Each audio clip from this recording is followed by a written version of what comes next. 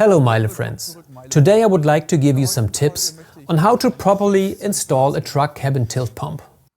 You probably know the following situation. You have changed a tilt pump and want to raise the cabin, but after a short distance the cabin just stops and it's not going any further. This is not due to a defective tilt pump. In most cases, only a little bit of oil is missing. The reason is you need to fill and bleed the system properly. Why? Because the amount of oil in the tank of the tilt pump is not sufficient to create a volume balance between the piston rod and the filling area in the cylinder.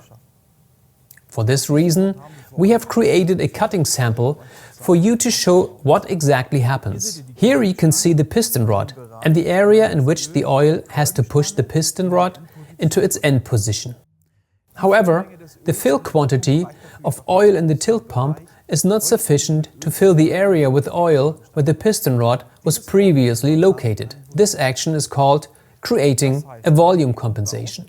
So for the record, when you have replaced the tilt pump, you need to make sure that the entire area can be filled with oil, so that it can push all of the air out of the system. You can ensure this by lifting the cabin after installation, and when the cabin has stopped, you simply need to add a little more oil to the tank of the tilt pump.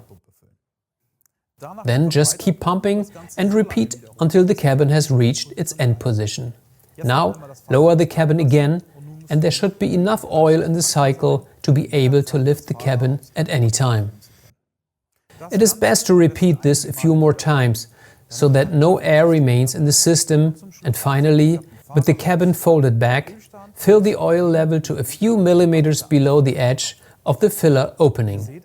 So you see, if the cabin stopped prematurely after changing a tilt pump, it is not the pump.